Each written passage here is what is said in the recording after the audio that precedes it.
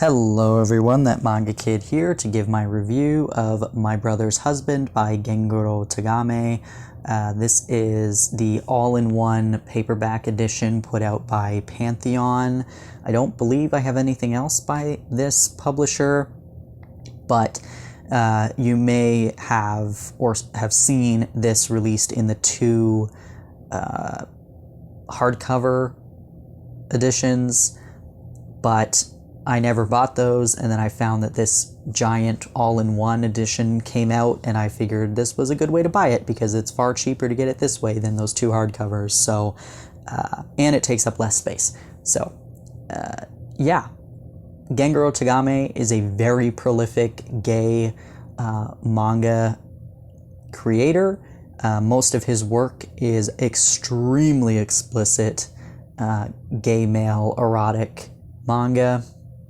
This one is family friendly, and it follows Mike, Yaichi, and Kana, who is Yaichi's daughter. So Mike married Yaichi's brother in Canada, where they lived, and unfortunately he passed away.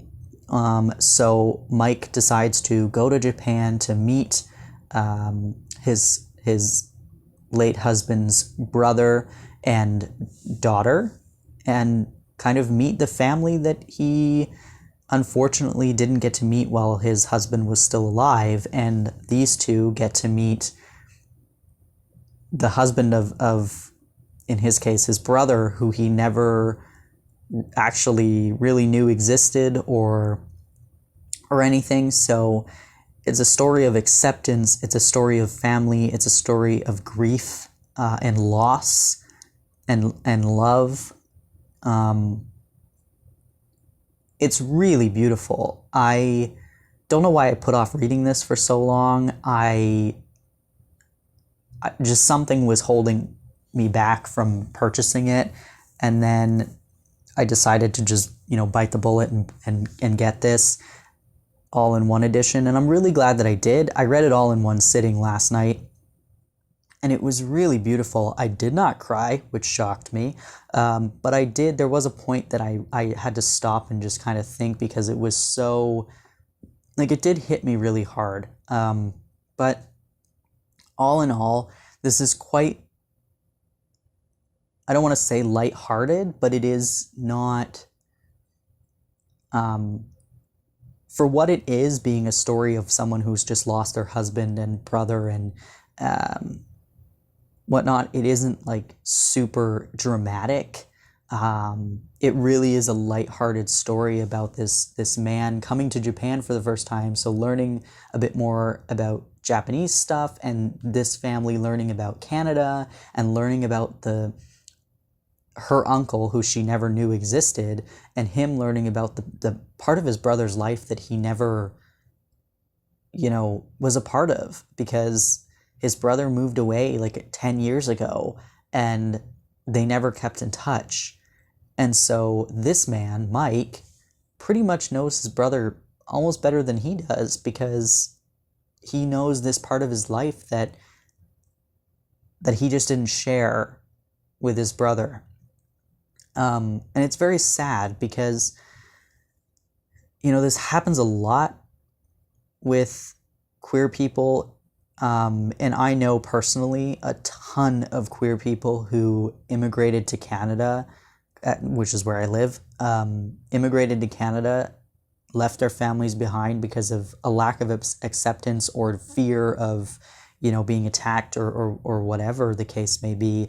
They leave their families behind because it's not worth the fight or the struggle to wait for them to maybe accept you one day. It's not worth it. And they come here to start a new life, and maybe they get married, or they just are in a relationship, or maybe some of them have kids, and that's a part of their life that their families back home don't know about, and in most cases may never know about, because they made the decision to not be accepting, or to not even try to understand. And what I enjoyed about this story is that,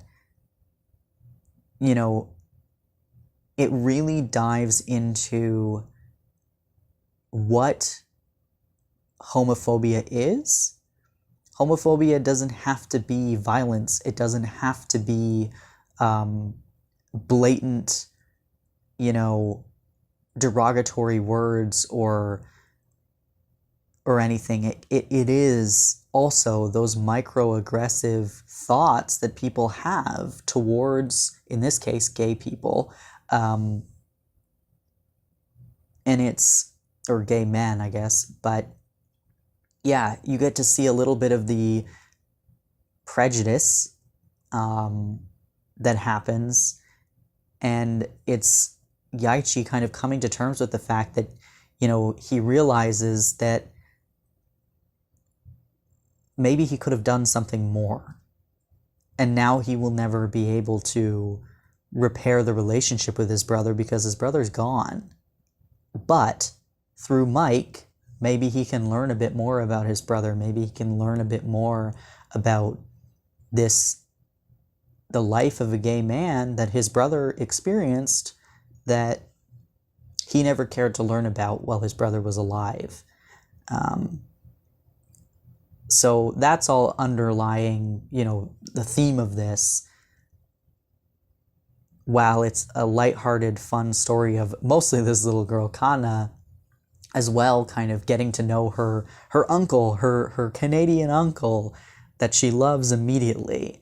And it's really, really cute. And then, of course, he has to put in a lot of shirtless giant men, because that's what Gengoroh Tagame loves, is giant men. So there's some,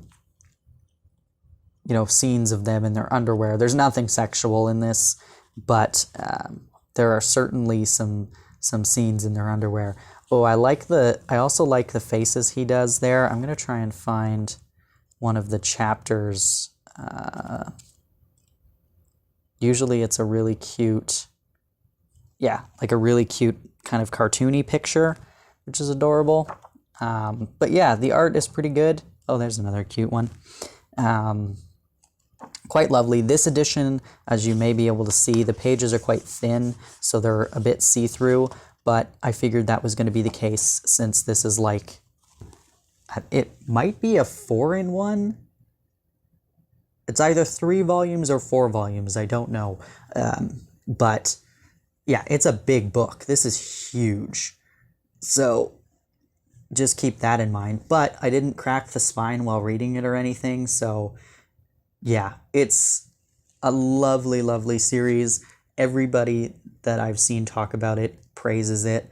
I know I should have picked it up earlier, but better late than never, and I really enjoyed it. And if you're looking for a cheaper way to pick it up, this all-in-one edition is the way to go, because those hardcovers are almost, one of them is almost as expensive, at least in Canada, as this one edition is. So anyway, if you've read My Brother's Husband, I would love to hear your thoughts on it.